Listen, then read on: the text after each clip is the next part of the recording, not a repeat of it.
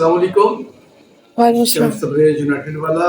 اور آج میں نے ایک بہت اہم بات کرنی ہے پیرنٹس کے حوالے سے بات کروں, اسٹوڈنٹس کے اور پیرنٹس کے بارے میں. پیرنٹس تقریباً پیرنٹس آگے ہمیں کہتے ہیں کہ جی ہم نے دیکھیں ٹیوشن بچہ ڈالا ہوا ہے, روزانہ آپ کے پاس آتا ہے بچہ اور آپ ذمہ دار ہیں,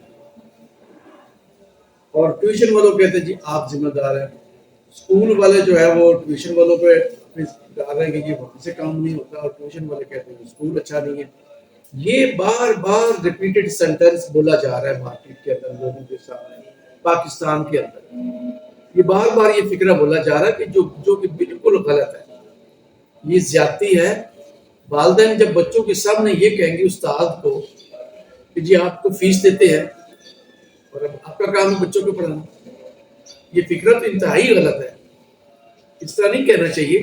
ہاں پرابلم ڈسکس کریں, ذمہ داری ہے استاد کی کہ بچوں کو پڑھانا ہے, بچے کو فیوچر بنانا, یہ ذمہ داری ہے استاد کی. لیکن جب یہ والدین کہتے ہیں جی فیس دیتے ہیں آپ کو اور بچے کے سامنے کہتے ہیں, تو پھر بچہ تو نہیں پڑھے گا. اور بچے کو کبھی نہیں کہا کہ تم کیوں نہیں پڑھتے ہو, تو ہم اپنی غلطیاں نہیں نکالتے. اکثر دیکھا کہ اردو میں کمزور ہوتے ہیں. اردو تو ہماری اپنی زبان ہے, اردو تو گھر میں کتاب کھولے, وہ بھی کتاب نہیں کھولتے, دوسری کتاب بھی نہیں کھولتے.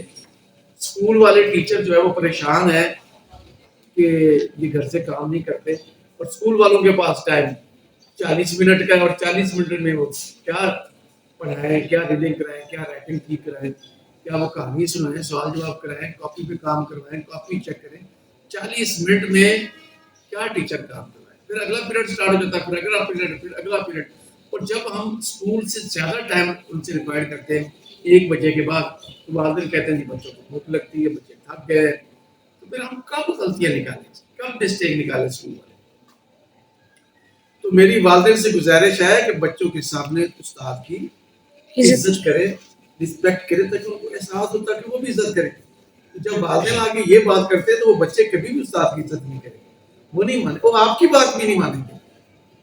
وہ آپ کی یہ نہ سمجھے کہ استاد کی عزت نہیں کر رہے تو آپ کی کر لیں گے. وہ نہیں کر رہے کیونکہ وہ کر ہی نہیں رہے. لیکن غور کریں, یہ بہت دردناک تکلیف کا ہم سامنا کر رہے ہیں, استاد بھی اور والدین بھی. بچوں پہ چیزیں ڈالیں, بچے جو ہے وہ کام نہیں کر رہے, بچے ذمہ دار ہیں, ان کو جھنجھوڑیں, ان کو بتائیں کہ تمہاری غلطی ہے. جب ٹیچر کی غلطی نکالیں گے, ٹیوشن اور ٹیچر کی غلطی نکالیں گے, بچے کی غلطی نہیں نکلے گی, اس وقت بچہ نہیں پڑھے گا.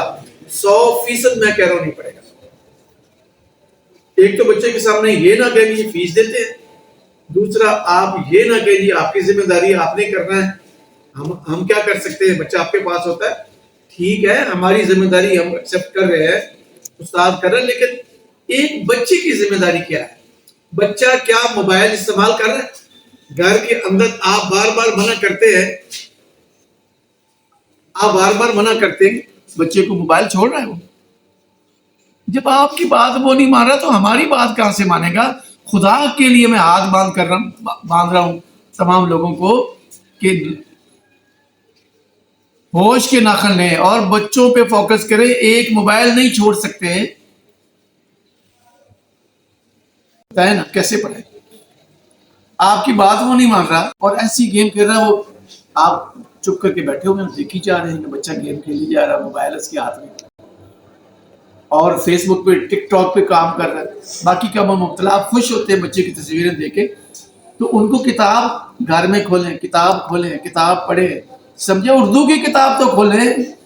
مہربانی, میرا ایک امپورٹنٹ میسج تھا جو میں نے والدین کو دینا تھا, اور یہ ہمارا مسئلہ اس وقت ہے, اس مسئلے پہ غور کیا جائے. بہت شکریہ. پاکستان زندہ باد. شمس تبریز یونائٹڈ والا, زندہ باد. United school.